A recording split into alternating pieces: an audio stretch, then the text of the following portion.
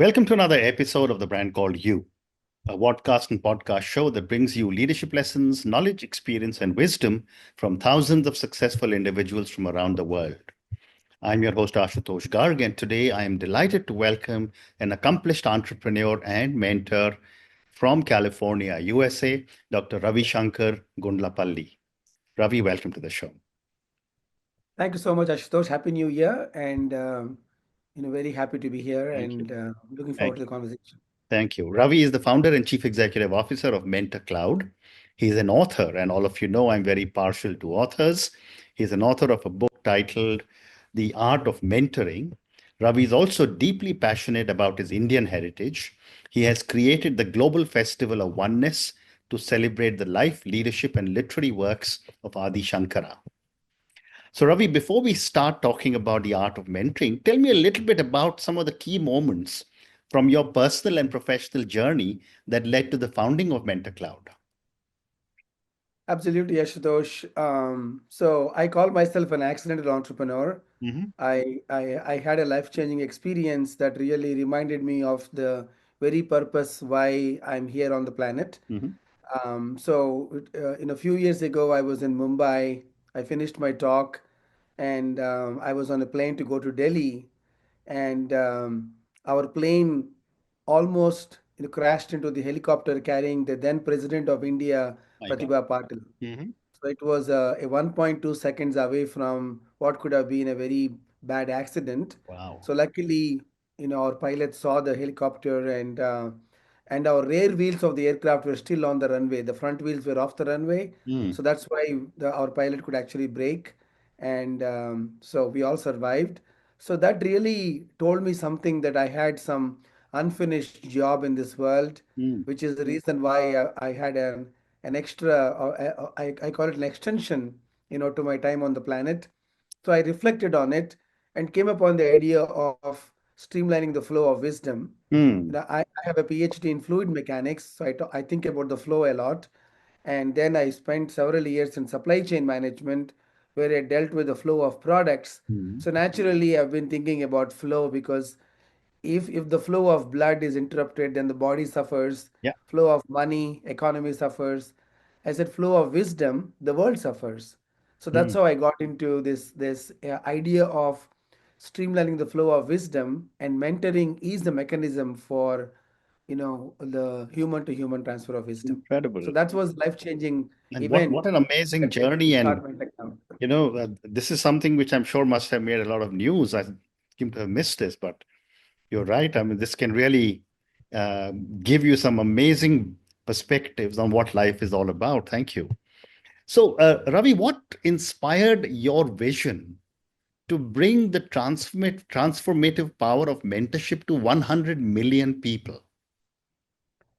You know, on that day, I was thinking, what is this, unfinished job that gave me the opportunity to kind of, be back back in the world. Mm. At that time, there were about, 2 billion internet users in the world. So I said, okay, if I can inspire and impact 5% of them, Mhm. so the 100 million came out of that. Mm. And so eventually became a sort of a life purpose, to because everybody talks about the importance of learning and continuous development, Mm. but I've chosen this idea of learning from another human being, because I come from India, which is where we have a very strong sort of the guru disciple. Mm. In Sanskritam, it's called Guru Sishya Parampara, Yeah. where learning from each other is so integral to our heritage. Mm. So I said, why not bring that back into both the entrepreneurial ecosystems as well as in companies, because that's where the contextual knowledge exists in people's minds. So that's how this, scale something that everybody knows works, Mhm. but do it with technology, so we can impact 100 million people. Amazing. Thank you. So now let's talk about your book, Ravi, The Art of Mentoring, where we'll cover a lot of your thoughts on mentoring. And before I ask you the first question, I'm going to ask all our viewers and listeners to go and check out Dr. Ravishankar Gundlapalli's book, The Art of Mentoring. My first question for you, Ravi, is what are the key principles that make mentorship impactful? See, mentorship is a human phenomena. Okay, so when people want to be a mentor, the first thing is I tell them, be a good human being, Mm, because it is inherent to a human being to share what they know, whether they go to a good movie or go on a good vacation, mm, we tend to share. So I always tell being a good mentor starts with being a good human being, because you have something that you want to share, and you also want to share it with people you care. mm, So I've defined mentoring in 4 words. Mentor is share with a sense of care, mhm, and for the mentee, it is about trusting and then taking action on whatever you learn from your mentor. mm, So when got into this space, I made an assumption that everybody knows exactly how to be a good mentor and a mentee, but very soon I realized mm, this is not a skill that is taught in schools, and people are actually encouraged, at least in the Western society, and now a lot even in India as well, that asking for help is a sign of weakness. mm. And I have kind of flipped it and said asking for help is a sign of strength, because you want to go to your destination faster. Correct. So this idea of being a good mentee by seeking out help, Mm, and also being a good mentor as a way to enhance your own brand. I always joke that being a mentor is the most selfish thing you can do, mhm, because it establishes your legacy, and you get to be known. If you want to get promoted, be a mentor. So I mm. put all of these thoughts into a book, Amazing. which has now become sort of a best practice manual, because nobody's taught this such an important skill. Correct. Both as a mentor and a mentee, it's very important to do this very Absolutely. systematically. Mm. Very interesting.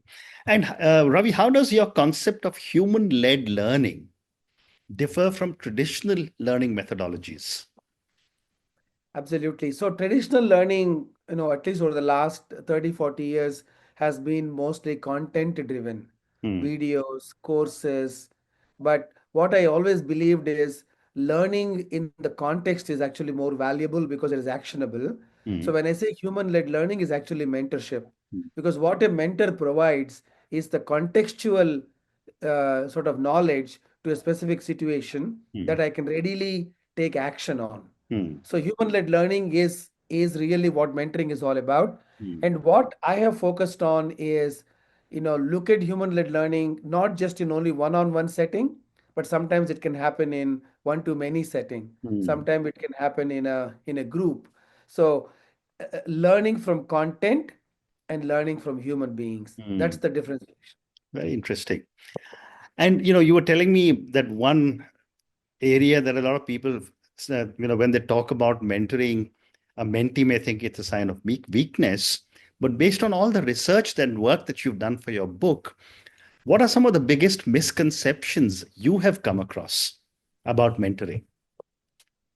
Yeah, in fact, there are a lot of myths and misconceptions. So I appreciate that question, Mm, because number one is it cannot be scaled, mm, because people think it is such a human in-person phenomenon, it cannot be scaled. So one of my first investors actually is the founder of Match.com, mm. and he told me that online dating cannot be scaled, or Okay. dating cannot be scaled. Right. Now online dating is the thing. Yeah. So I've always believed that this anything that works has to be scaled with technology. It Mm, has to be made boundaryless. So that was the first thing. Second thing is everybody felt, yeah, it's as a mentee you benefit. What's in it for the mentor? They mm, completely missed the point. One of my mentees, he is Srikant Bolla, who, in whose story there's a movie mm, out of Bollywood. I have learned a lot more being a mentor. I mm, have gained a lot more. So this myth about mentoring is only for mentees is also incorrect.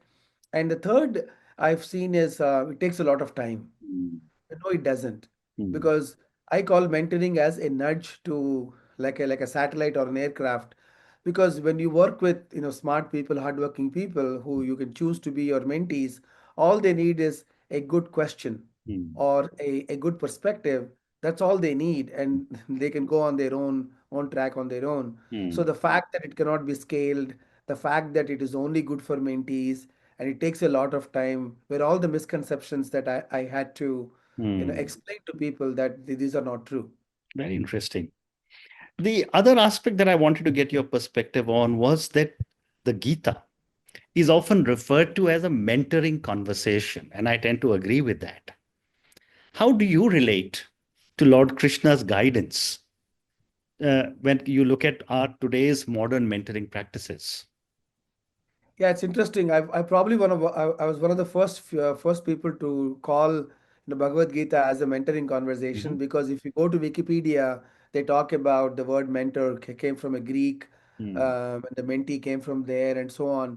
So I truly value Krishna Arjuna's discussion as a mentoring Yeah. conversation, because Arjuna as a mentee is extremely well learned, Mm. extremely capable, very smart, Mm. and extremely diligent warrior, Mm. but he has a confusion in the mind. Mm.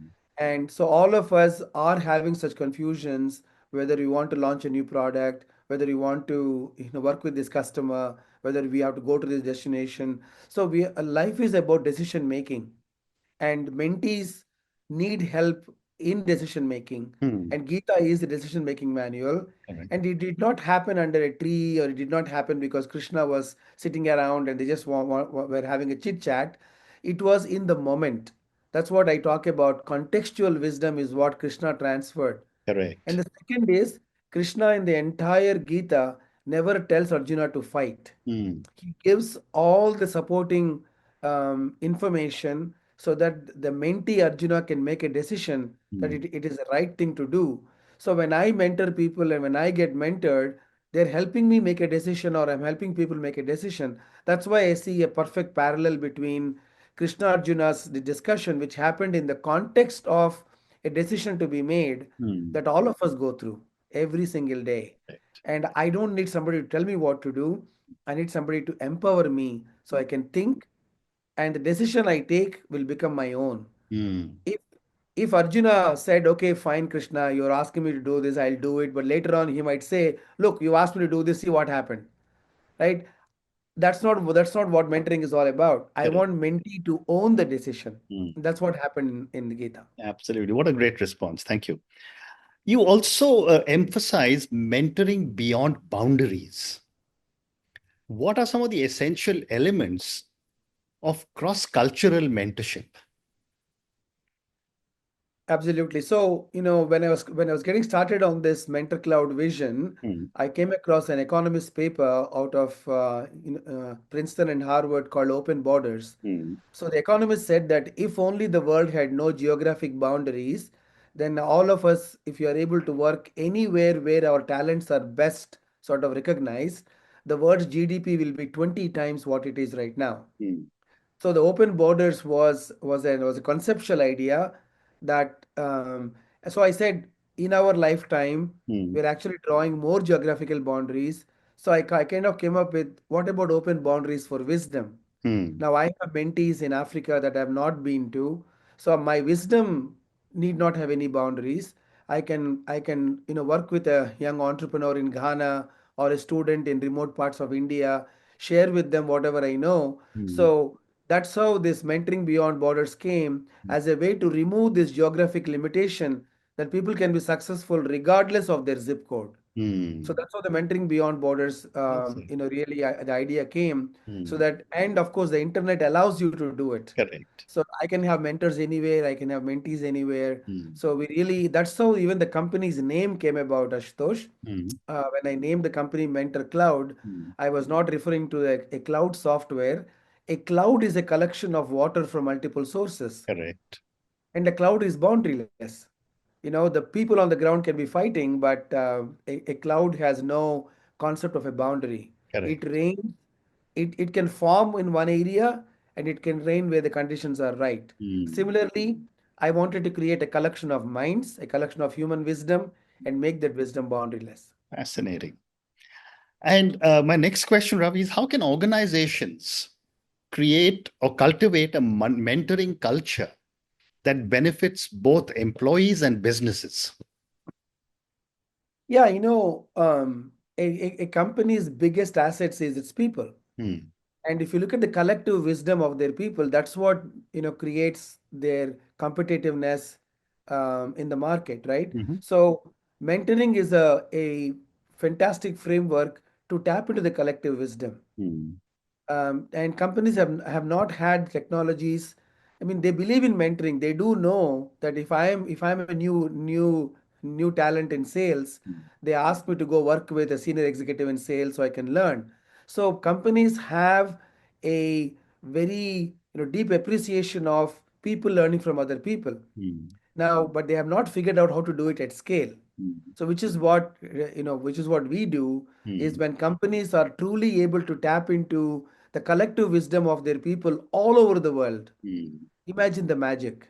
So, mm. I could be sitting in Finland and I can learn about customer service or engineering or Yeah. room operations Mm, from an expert in US or UK. Very interesting.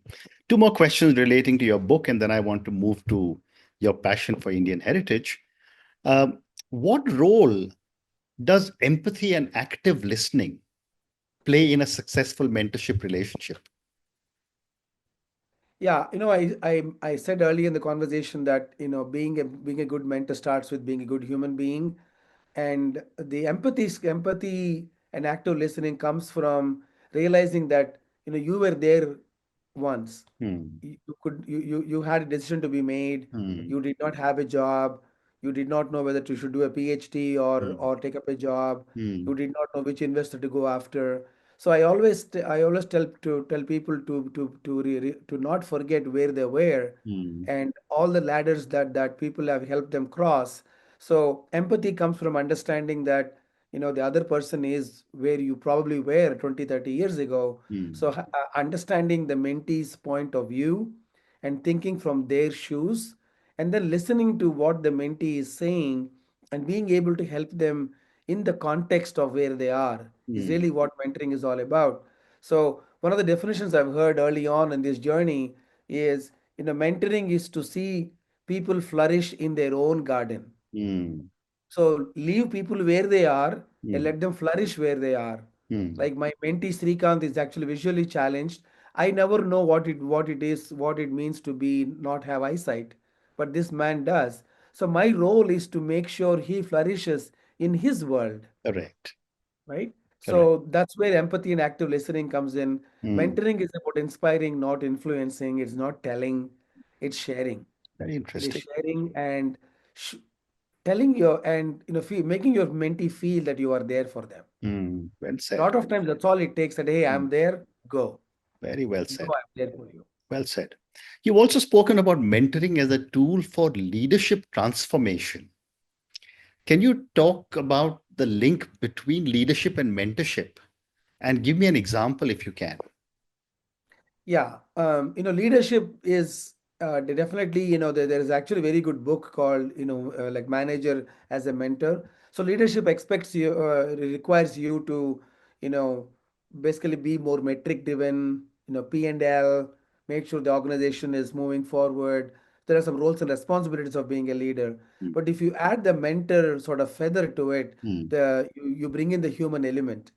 So you bring in the element of growing other people. You Hmm. bring in the element of empathy and active listening we just talked about. Hmm. So a the humanness behind the leader is what makes you a mentor. Hmm. In fact, one of the articles I wrote, when I developed what I call Hmm. Ravi's hierarchy of people, is Right. what I call engage the human behind the employee, not the employee. Yeah. Very That's where the interesting. magic is. Absolutely. Well said. Well said. So now I'm going to move Ravi to another part of our conversation. And, when I was reading about you, I was fascinated to see that you were very passionate about Indian heritage. And therefore, my first question for you is what is the significance of preserving and promoting Indian heritage in today's rapidly changing world? Yeah, excellent question. You have touched upon something that is very close to my heart. Mm, When you look at human-led learning as a concept, right? Indian heritage actually thrived because of that. mm, The what I call the Guru Sishya Parampara is so integral because India, as a country, has been occupied, has been conquered over 300, 400 years. yeah. But how is it that our ancient Vedas, even the Bhagavad Gita, the scriptures, the art forms, how are they intact? Mm, It's not because of actual physical media. It is because of people sharing other correct. people. Mm, That so-called Guru Sishya Parampara or teacher disciple system I've traveled to more than 14 countries in four continents. No other country, to the best of my knowledge, has it. Hmm. India has it so ingrained in its heritage. Yeah. So I believe that, that is our strength. Hmm. And Indian heritage also by design is very inclusive. Hmm. There is this concept called integral humanism, where we have always believed Hmm. that we coexist with the plants and animals and the mountains and the rivers. So for us, Hmm. everything is divine, Hmm. because even the sunshine is divine. Because I'm not paying for sunlight. I didn't even order for it. It's coming to me. So, Hmm. but the least I can do as a good human being is to say thank you Absolutely. to the air, thank you to Hmm. the water. So I think that principles of inclusion and the sense of gratitude that is so inherent in Indian heritage, Correct. needs to be celebrated, Hmm. because that is how we are all made who we are. Absolutely. Inclusion Absolutely. is not is some no need to teach an Indian what DEI Hmm. is really. If you Hmm. think about it, Very it's so interesting. part of our culture. Fascinating. But we have time for two more questions. My next question is, that you have done a lot of work on Adi Shankara. Uh, Tell me a little bit about Adi Shankara for my viewers and listeners. And um, you've said Adi Shankara, and you viewed him as an entrepreneur and a change maker. How do you view Yeah. his contributions from a modern perspective? Yeah, absolutely. So I consider Adi Shankara as my adopted mentor. Hmm. He's there are he's from 2,500 years ago, Hmm. when he walked on this planet, especially India. So when he came into the world, India, there were about 75 different religions. Everybody thinking, this system is better than that system. So India was very divided, and he traveled across the country, walked, on his foot, 2,500 years ago, and really, created a system of bringing everybody together. India is what it is today because of his efforts. Hmm. And he did not choose sort of,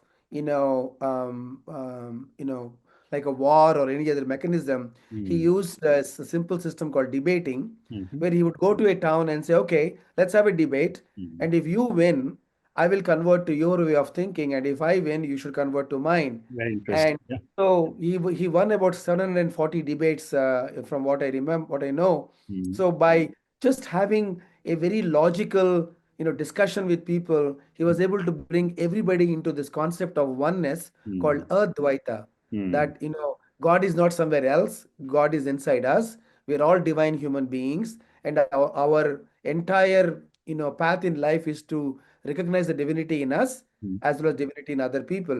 Hmm. So Adi Shankara has done a phenomenal work in a very non-violent way Yeah. to bring people together. Hmm. And the second thing, he chose a very good system of debating, which even today a lot of Supreme Court judges follow his Hmm. debating mechanisms. Hmm. There are talks on YouTube that you can learn Adi Shankara's in very specific debating strategies.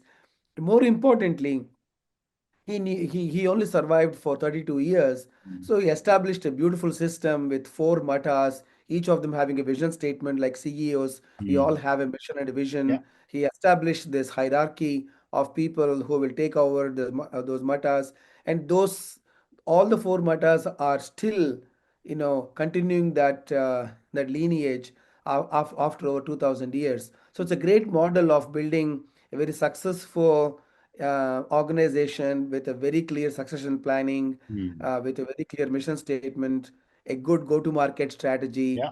All of that, I look at him as a perfect entrepreneur who brought about change.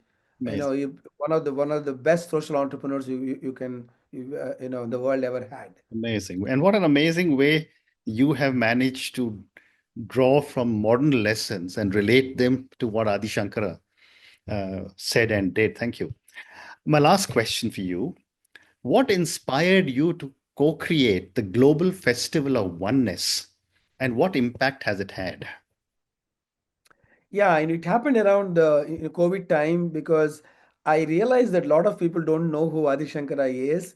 And unfortunately, over the years and over the occupations, it has become kind of connected him to a specific religion, Hinduism. But back in those days, there were no other religions really. So I think a lot of young people did not know. Even when former Prime Minister Indira Gandhi was asked who is her role model, she mentioned Adi Shankara. So the current generation, doesn't get to learn who are the mm, people who brought all these multiple religions or multiple sort of thoughts on one track. mm, So which is why and oneness is so integral to India, like I talked about earlier in the conversation. So this oneness, the Sanskrit word is Advaita, which is what Adi Shankara actually perpetuated in India to create this unity among the people. mm, So we said his birthday falls around April-May time frame. So we said why not bring experts from all over the world to come and talk. So in the morning sessions, we talk about Adi Shankara as a change maker, as a CEO, as a leader, as a debater. And in the evening, we talk about the actual scripture, actual work that he has done, mm, writing a lot of commentary on Gita and the Vedas. mm. So it started off as an experiment. We ran it for 1 month. We had 150 speakers. It's been very successful.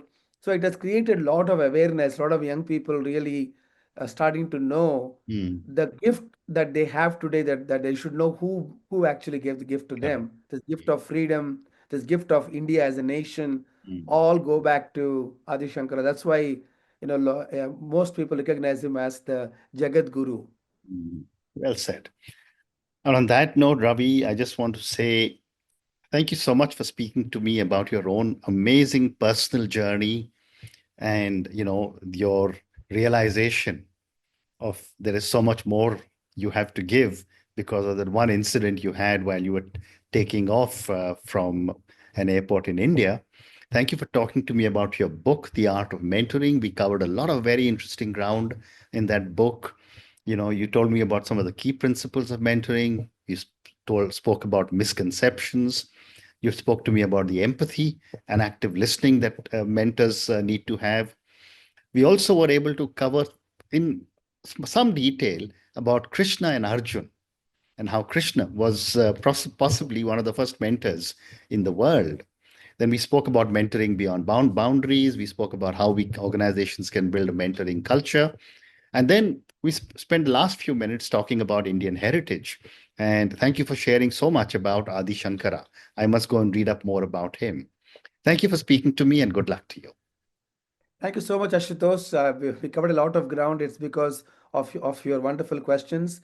I appreciate you having me on your show, and I'm a huge supporter. And everybody is a brand. We are all unique, and we're all on this planet to do multiple things. Correct. So what you are doing is extremely valuable, and I wish all the listeners the very best and a wonderful 2025. Thank you. Thank you for listening to the Brand Called You videocast and podcast, a platform that brings you knowledge, experience, and wisdom of hundreds of successful individuals from around the world. Do visit our website www.tbcy.in to watch and listen to the stories of many more individuals. You can also follow us on YouTube, Facebook, Instagram, and Twitter. Just search for the Brand Called You.